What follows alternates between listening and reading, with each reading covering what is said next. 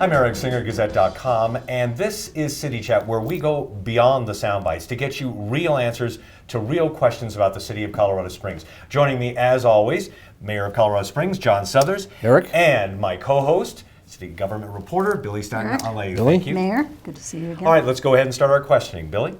Oh, you want me to lead off? Okay, well, I'm curious about the proposal to find a way to save money on asphalt, which, as you know, the price has been escalating. I think that came up at the 2C committee meeting the other day, that because they would rather not produce it, the oil people. But because it's a 5-year tax and we'll be getting money for 5 years, I'm wondering, will there be any long-term efforts at looking at a way that we might be able to save money on the asphalt end of it? Absolutely. We're going to do everything we can to make sure that we take advantage of the marketplace in terms of asphalt.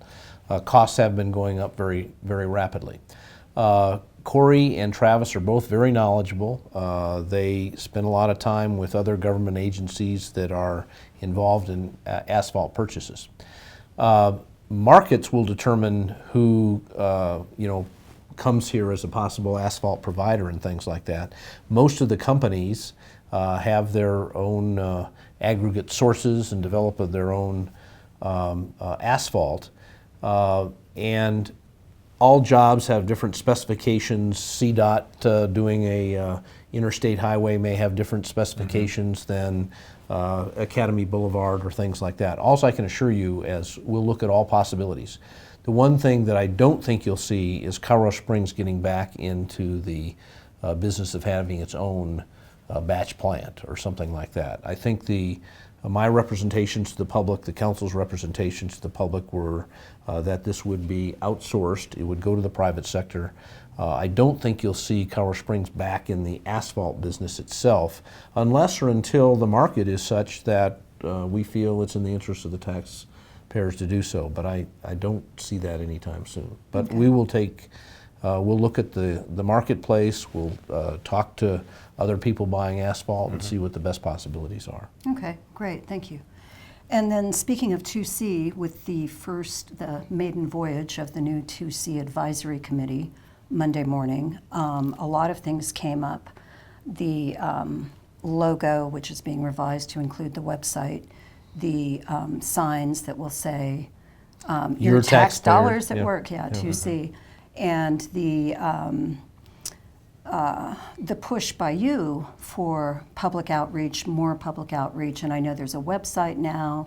There will be weekly releases on where the cone zones are and how long they'll last and more details on that.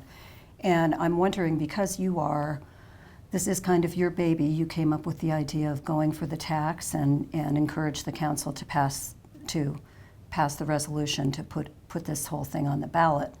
I'm wondering, do you have any other ideas for outreach or anything else regarding how to get these roads projects going? Yeah, well, as I think you picked up from the 2C meeting, what I would envision is that they'll kind of approve a public report every quarter where we go out to the public, say, these are the jobs that have been contracted, these are the jobs that have been completed.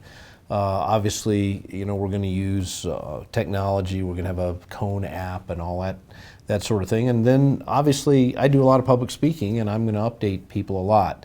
It is frustrating, I'll be honest, when I read a letter to the editor of your newspaper when somebody says, gosh, we voted for this November 3rd, why aren't all the streets fixed yet?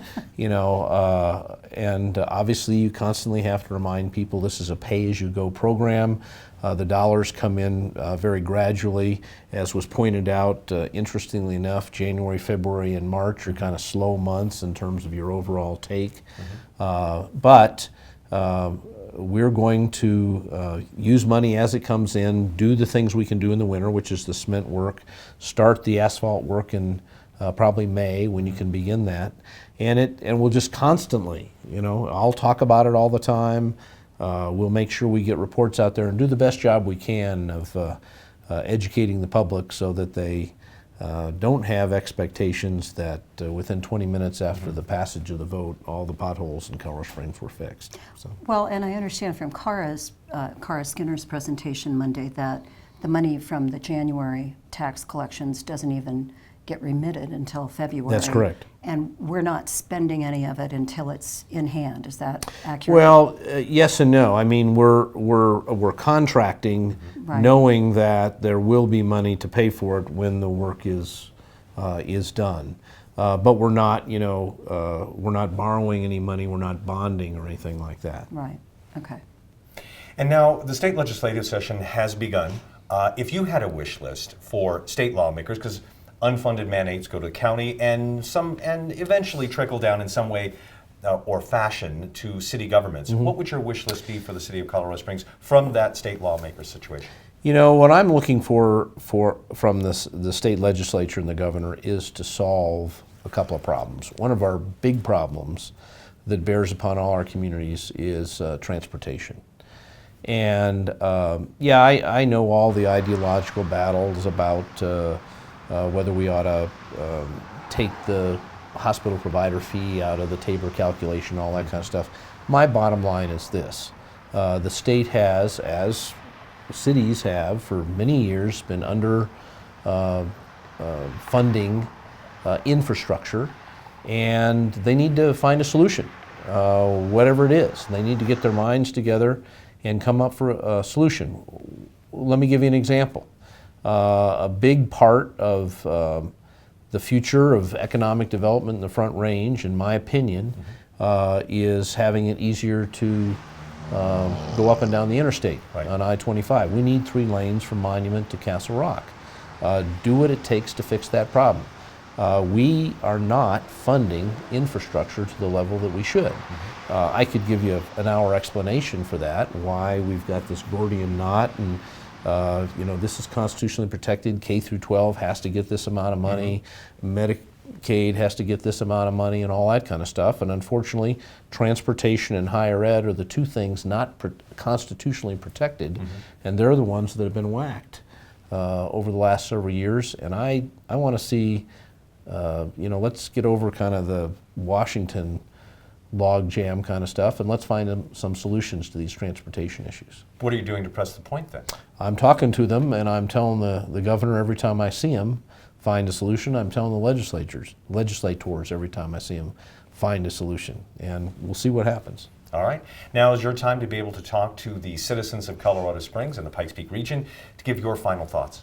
We had a really good announcement yesterday from Frontier Airlines coming to Colorado Springs. It's good news to have 1 flight. It would be very good news if we make this work.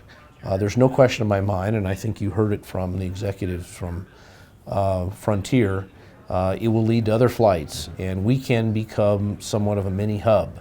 In the next 3 to 5 years, we could see perhaps 5 or 6 destinations. That would double the traffic at the airport. If we can get to the point where we have 15 to 20 direct destinations instead of 10, that will be huge for economic development in Colorado Springs, and it's good for our citizens wanting to go to various places.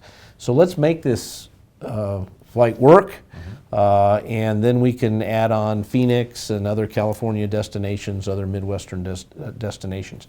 But it's really up to us. I mean, we as Colorado Springs folks have to support that airport, support our flight offerings, and attract more destinations. So we all need to head to Vegas. That's exactly right. For $18, Billie, it's cheaper than staying home, right? Exactly. So.